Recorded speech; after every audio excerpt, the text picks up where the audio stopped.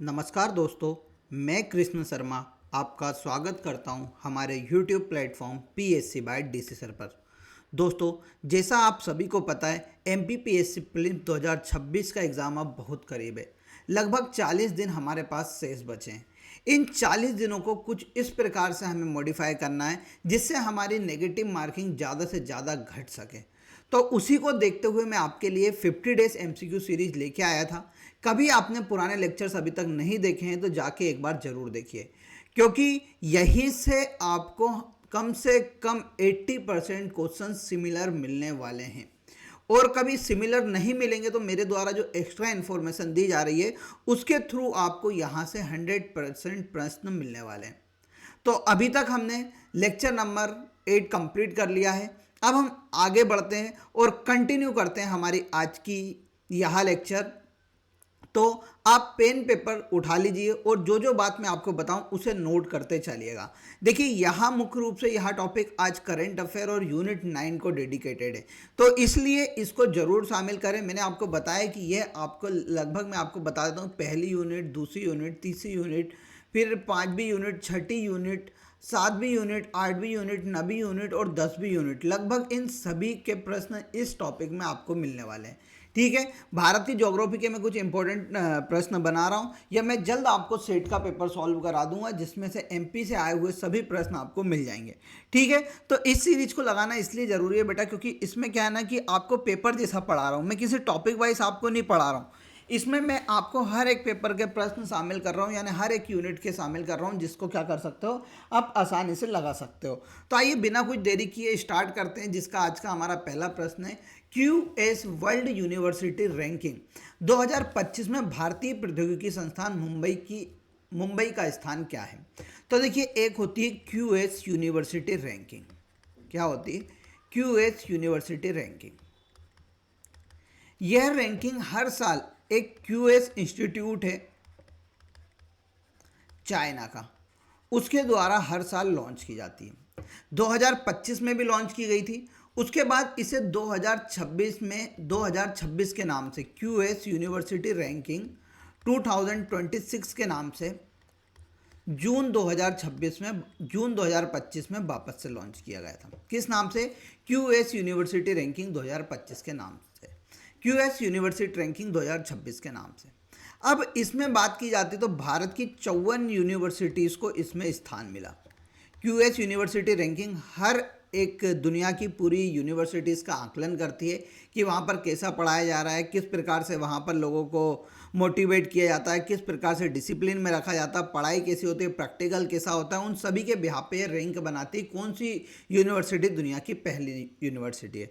तो QS university ranking 2026 में भारत की 54 यूनिवर्सिटी शामिल थी, जिसमें से हमारी पहली थी IIT दिल्ली। क्या था पहला? IIT Delhi, Indian institute of technology, यानी भारतीय प्रौद्योगिकी संस्थान दिल्ली को इसमें रैंक मिली है 123। कितनी रैंक मिली है? 123। वही हम IIT बॉम्बे की बात करते हैं, IIT बॉम्बे की, तो IIT बॉम्बे को इस बार रैंकिंग जो मिली है वो मिली है भैया 129, जो पिछले साल उसकी कितनी थी? 118 थी। फिर उसके बाद हम तीसरे नंबर पे जाते तो IITM, यानी इंडियन इंस्टीट्यूट ऑफ मद्रास। क्या? मद्रास को रैंकिंग मिली है 180। ठीक है, तो ये फर्स्ट, सेकंड, थर्ड ही आप याद रख लो, इन तीन ही से आपसे पूछा जाएगा रैंकिंग का। तो पिछली बार जो यूनिवर्सिटी 2025 में प्रौद्योगिकी संस्थान मुंबई की रैंकिंग थी वहाँ 118 थी, दूसरे नंबर पे था।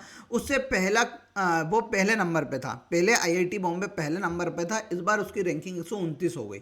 इस बार पहले नंबर पे कौन आ गया? IIT दिल्ली आ चुका है, उसकी रैंकिंग कितनी? 123 से। याद रखना इंपॉर्टेंट है, क्योंकि देखिए ऐसा प्रश्न है तो ऐसा प्रश्न आ सकता है।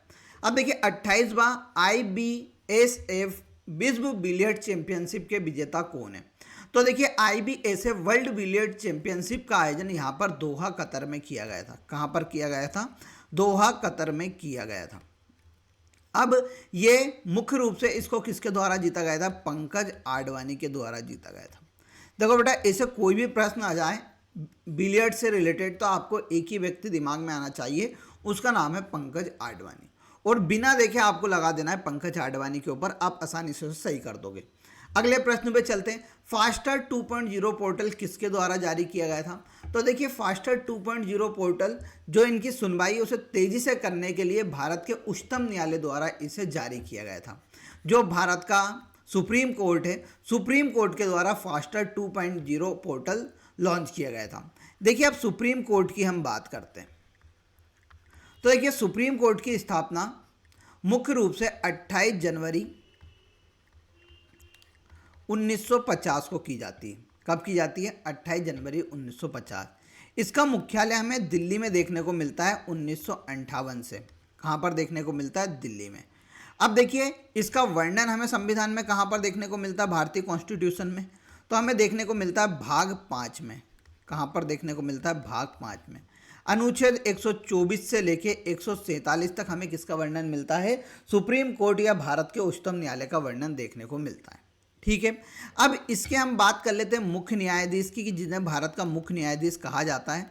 तो भारत के प्रथम मुख्य न्यायाधीश आप सभी को पता है कौन थे? H.J. कानिया। H.J. कानिया जी पहले मुख्य न्यायाधीश थे। वर्तमान में कौन है? तो वर्तमान में सूर्यकांत जी हैं, जो भारत के 53वें मुख्य न्यायाधीश हैं, और इनको शपथ दिलाई गई 24 नवंबर 2025 को। किसके द्वारा? राष्ट्रपति के द्वारा। ठीक है, तो ये सूर्यकांत जी बहुत इंपॉर्टेंट हो जाते हैं आपके एग्जाम के लिए। ठीक है, तो याद रखना मुख्य रूप से अभी वर्तमान में कौन है? सूर्यकांत जी। H.J. कानिया पर पहले पूछा गया। अगला प्रश्न है 2024 में मध्य प्रदेश पर्यटन के फेस किसे नियुक्त किया गया, यानी मध्य प्रदेश पर्यटन का ब्रांड एम्बेसडर किसे नियुक्त किया गया था? तो उनका नाम था पंकज त्रिपाठी। अगले प्रश्न पे चलते हैं। प्रधानमंत्री स्वनिधि योजना में सर्वश्रेष्ठ प्रदर्शन करने वाला राज्य कौन सा है? तो देखिए सबसे पहले तो प्रधानमंत्री स्वनिधि योजना को मैं आपको बता देता हूं कि प्रधानमंत्री स्वनिधि योजना क्या है। आप सभी ने सुना होगा कि कोरोना के काल के दौरान बहुत सारे लोगों का क्या छिन गया था? रोजगार छिन गया था। तो उसी को देखते हुए 1 जून 2020 को भारत सरकार द्वारा PM street vendors Atmanirbhar Nidhi यानी पीएम स्वनिधि योजना लागू की गई थी। मतलब जो व्यक्ति अपने, आप सभी ने देखा होगा कि रोड साइड में ठेले लगाते हैं, उन सभी के लिए यहाँ पर क्या दिया गया था? लोन दिया गया था। इसके तहत हर स्ट्रीट वेंडर को कितना रुपया दिया गया था? 10,000 रुपये दिए गए थे हर स्ट्रीट वेंडर को। ठीक है, कि आप अपना बिजनेस को क्या कर सको? खोल सको। तो यहाँ पर पूछा गया सर्वश्रेष्ठ प्रदर्शन करने वाला राज्य। तो जब से ये योजना लागू हुई है, जब से मध्य प्रदेश अधिकतर बार क्या करता है? इसमें सर्वश्रेष्ठ प्रदर्शन करता है। अभी 2026 में भी मध्य प्रदेश पहला राज्य है जिसने लगातार 3 वर्षों तक इस योजना के क्रियान्वयन में पहला स्थान हासिल किया है। मध्य प्रदेश सरकार ने 1769 करोड़ रुपए बांट दिए स्ट्रीट वेंडर्स को।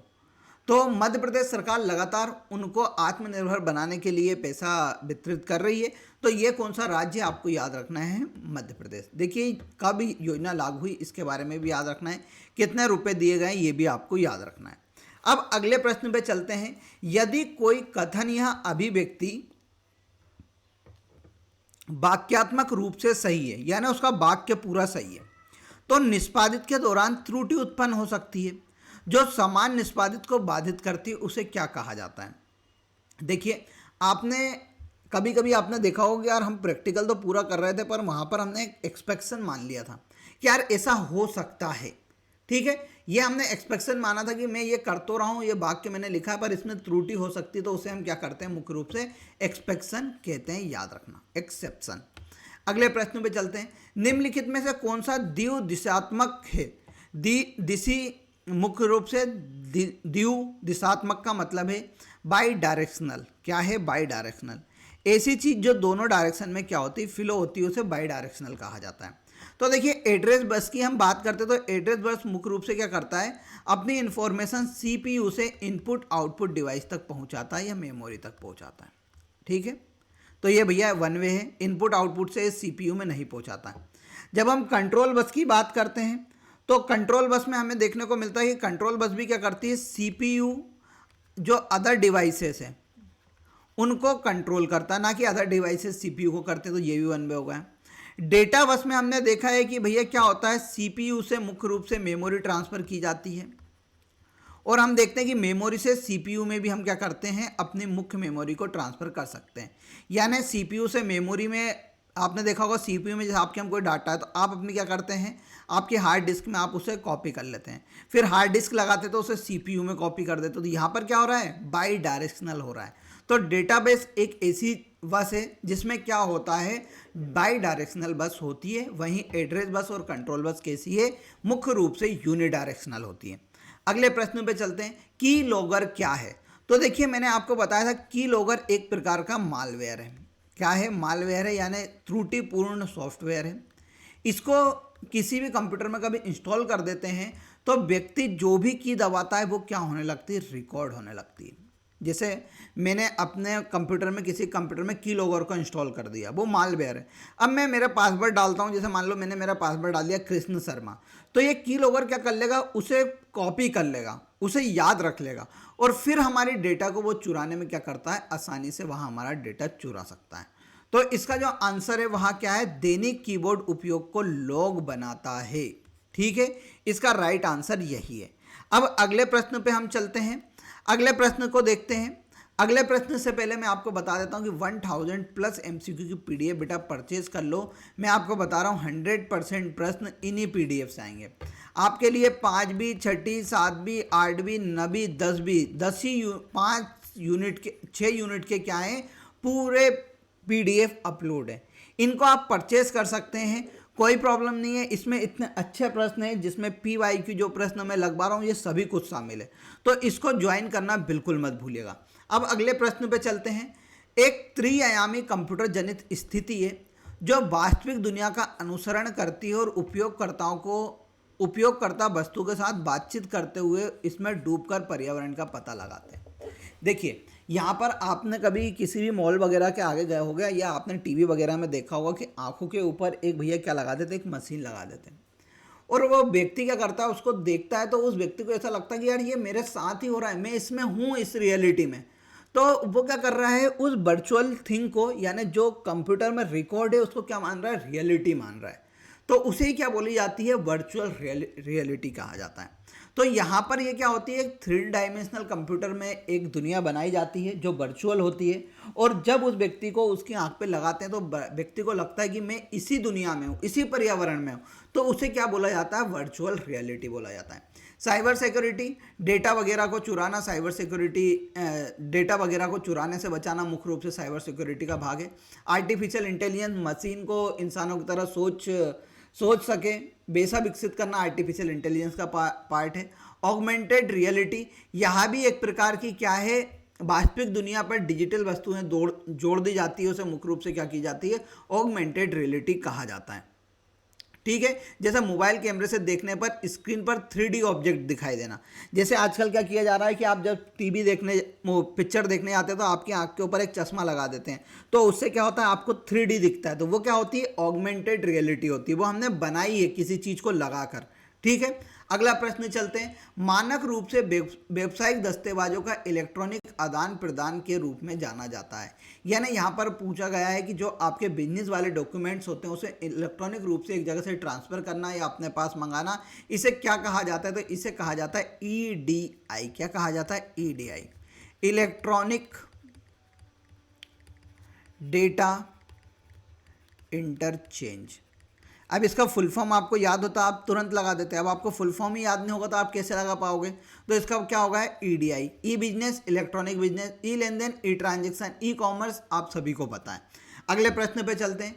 एक इंटरनेट का पता है एवं एक अद्वितीय है जो इंटरनेट से जुड़े डिवाइस की पहचान करता है। तो मैंने बताया था कि किसी भी डिवाइस को पता लगाने के लिए उसका एक यूनिक एड्रेस होता है। क्या होता है, यूनिक एड्रेस होता है, उसे ही हम क्या बोलते हैं, मुख्य रूप से IP एड्रेस बोलते हैं। तो IP एड्रेस का full form internet protocol address, तो IP एड्रेस होगा। DNS डोमेन नेम सिस्टम होता है, यहाँ डोमेन नेम को IP एड्रेस में बदलता भी है DNS सिस्टम। IP एड्रेस या इंटरनेट पर हर डिवाइस का यूनिक पहचान संख्या है। PPP, point two point protocol, point two point protocol, ये क्या होता है, PPP होता है। यानी यहाँ 2 डिवाइस के बीच सीधे कनेक्शन के लिए एक प्रोटोकॉल होता है PPP। URL, uniform resource locator, सब याद रख लेना बेटा, ये full form uniform resource locator. यहाँ वेब पेज का पूरा इंटरनेट पता होता है URL। Fill in the blanks protocol दो कंप्यूटर के बीच फाइलों को स्थानांतरित करने की अनुमति देता है। तो भैया कौन देता है? तो FTP, जिसका फुल फॉर्म होता है फाइल ट्रांसफर प्रोटोकॉल। अब भैया आपको ये याद है इसका फुल फॉर्म तो आप लगा दोगे, नहीं तो आप सोचते रहोगे यार FTP क्या है, HTML क्या है, URL क्या है, DNS क्या है। तो FTP दो कंप्यूटर के बीच में फाइलों को ट्रांसफर करने के लिए काम आती है, file transfer protocol. HTML hypertext markup language होती है जो मुख्य रूप से वेब पेज बनाने की भाषा है। फिर URL यूनिफॉर्म रिसोर्स लोकेटर होता है जो वेब पेज का पूरा इंटरनेट पता होता है, ठीक है। और DNS तो डोमेन नेम सिस्टम मैंने आप सभी को बता रखा है। अब हम आगे चलते हैं। Fill in the blank driving licence, marksheet आदि सहित विभिन्न दस्तावेजों को डिजिटल संस्करण तक पहुंचने की अनुमति देता है जो भारतीय इलेक्ट्रॉनिक एवं सूचना प्रौद्योगिकी मंत्रालय द्वारा प्रदान किया गया है, यानी MIT ministry of electronics information technology के द्वारा इसे क्या किया गया है, बनाया गया है। और उसका नाम है डिजी लॉकर। क्या नाम है? Digi locker. ये डिजी लॉकर में क्या होता है, आप अपने जितने भी डॉक्यूमेंट है उसे डिजिटल रूप में रख सकते हैं और जब भी आपको ज़रूरत हो उन डॉक्यूमेंट्स को आप क्या कर सकते हो, यूज़ कर सकते हो। एक डिजी लॉकर में कभी आप अपना जो ड्राइविंग लाइसेंस होता है उसको रख लेंगे तो वो क्या हो जाएगा, वेरीफाइड हो जाएगा। और कभी भी आपको पुलिस पकड़ती है तो कभी आप लाइसेंस आपकी जेब में नहीं है तो डिजी लॉकर से ओपन कर कर आप बता सकते हो, ठीक है। तो याद रखना डिजिटल लॉकर है जिसमें मुख्य रूप से डिजिटल रूप से हम ड्राइविंग लाइसेंस, मार्कशीट आदि दस्तावेजों को रख सकते हैं।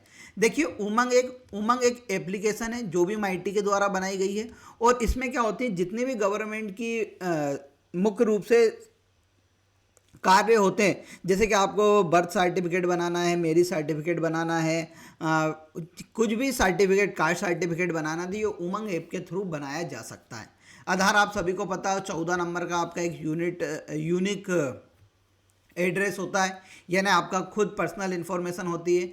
MyGovernment.in गवर्नमेंट की एक वेबसाइट है जिसके थ्रू गवर्नमेंट आपसे किसी भी बारे में विचार पूछ सकती है। अगले प्रश्न पे चलते हैं। ऑपरेटिंग सिस्टम की मेमोरी में लोड करने की प्रक्रिया को क्या कहा जाता है? अब मुख्य रूप से पूछा गया है कि ऑपरेटिंग सिस्टम में हम जो मेमोरी को लोड करने की प्रक्रिया को क्या कहा जाता है, तो मैंने आप सभी को बताया है क्या कहा जाता है, बूटिंग कहा जाता है।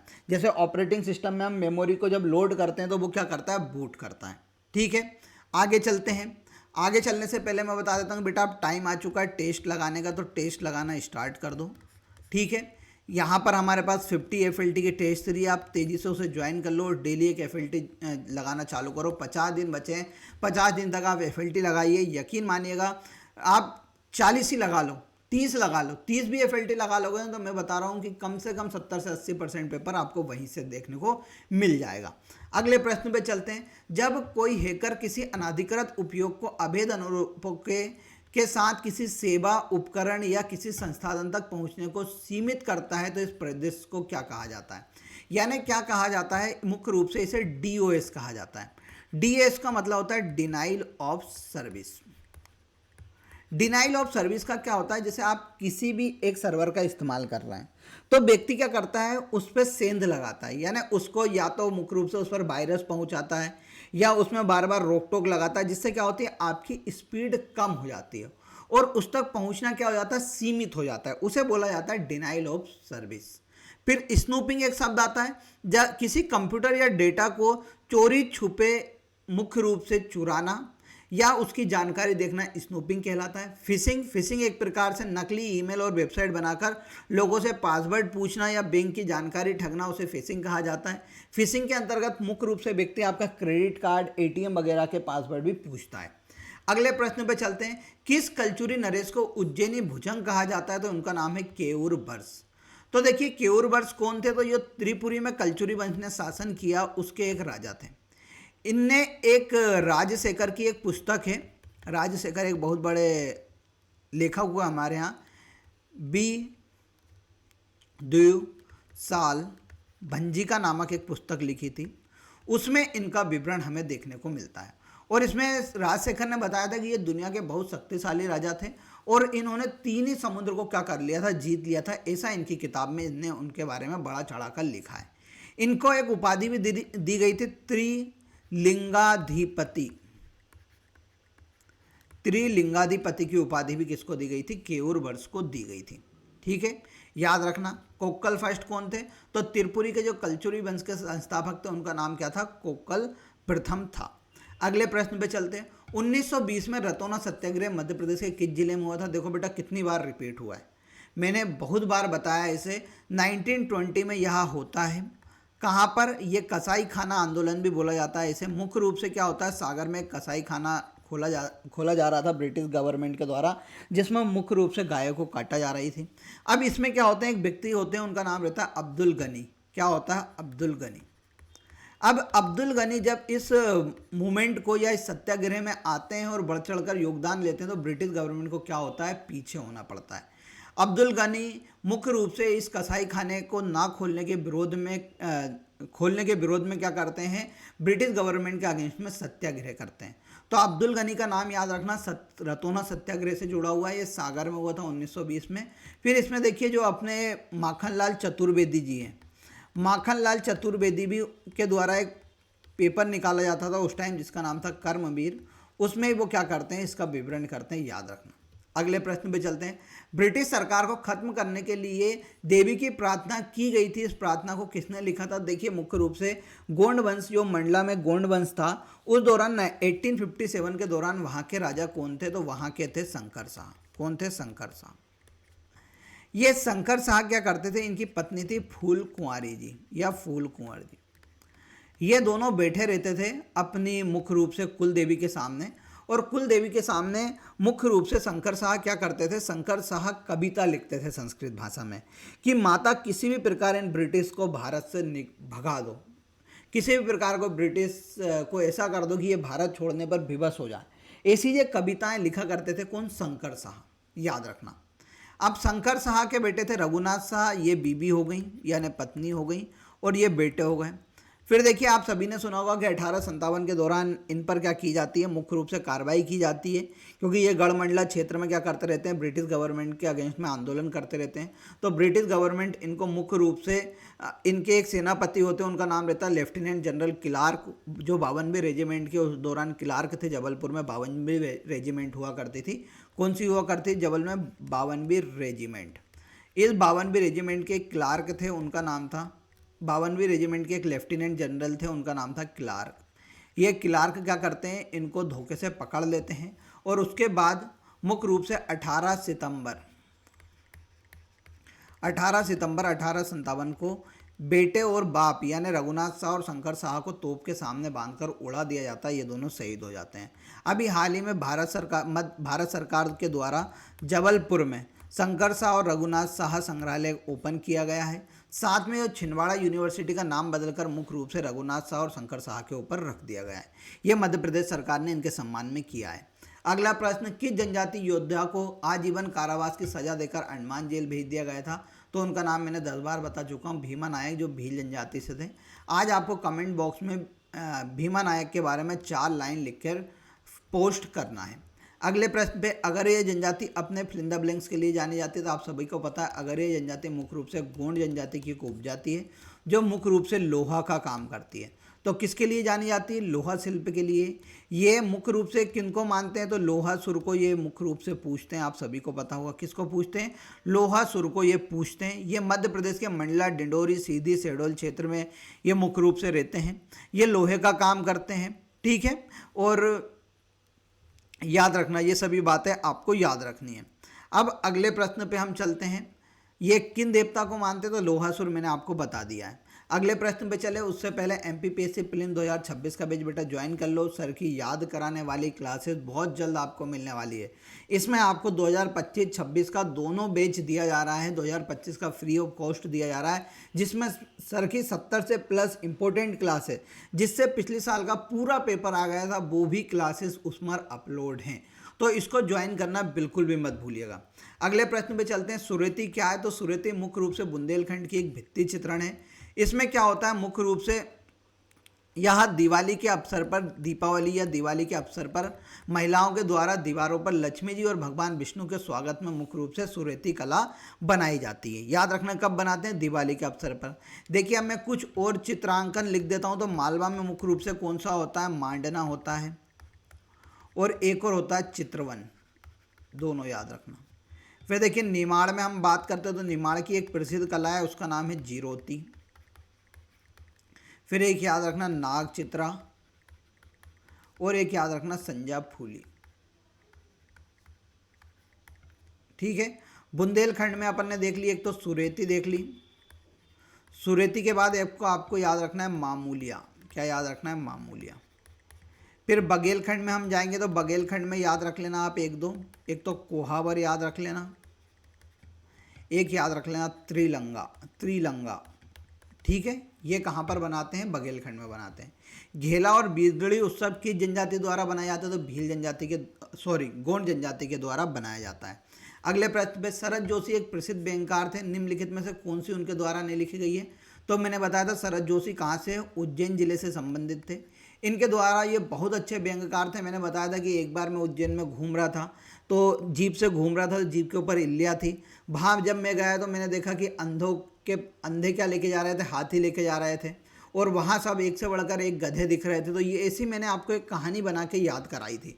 तो जीप पर सवार इल्लियाँ, अंधों का हाथी, एक था गधा, फिर देखिए तिलिस्म, राह किनारे बैठा आदमी, दूसरी सथा, यथा संभव, ये सभी किसकी रचनाएं हैं? मुख्य रूप से शरद जोशी की हैं।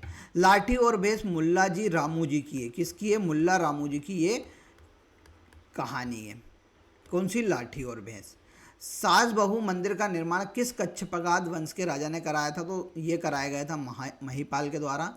सहस्त्रबाहु मंदिर मुख्य रूप से सास और बहू के लिए बनवाया गया था। ये शिव और भगवान विष्णु का मंदिर है, जो 1093 में कच्छपगाद वंश के राजा महिपाल के द्वारा उनकी सास और पत्नी के लिए बनवाया गया था। इन दोनों को जुड़वा मंदिर कहा जाता है। ये कहाँ पर है? तो ग्वालियर में स्थित है। कहाँ पर है? ग्वालियर में स्थित है। पहले सहस्त्रबाहु था, बाद में ये मंदिर लोकल लैंग्वेज आके ये किस में बदल गया? सास बहू में बदल गया। आखिरी प्रश्न है, अमृतलाल बेगड़ कौन थे? तो अमृतलाल बेगड़ एक चित्रकार थे। ये एमपीपीएससी ने 2024 या 23 के पेपर में पूछा था कि अमृतलाल बेगड़ कौन थे, या निम्न में से कौन चित्रकार था, ऐसा पूछा था, और उसमें ऑप्शन था अमृतलाल बेगड़। तो अमृतलाल बेगड़ कौन थे? एक चित्रकार थे, जबलपुर से संबंधित थे। ये जो अपनी नर्मदा नदी है उसके भक्त थे। इनके द्वारा नर्मदा नदी के सम्मान में सौंदर्य की नदी नर्मदा, अमृतस्य नर्मदा, तीरे तीरे नर्मदा आदि पुस्तक लिखी गई थी। ठीक है, तो आज का हमारा लेक्चर यहाँ पर समाप्त होता है। आपको यह सीरीज़ कैसी लग रही है कमेंट बॉक्स में ज़रूर बताइएगा। साथ में आपको क्वेश्चन ऑफ द डे का आंसर देके जाना है। तेली का मंदिर किस जिले में स्थित है? साथ में बताना तेली के मंदिर का निर्माण किसके द्वारा कराया गया था। ठीक है, अब मिलेंगे हम कल, तब तक के लिए जय हिंद, जय भारत।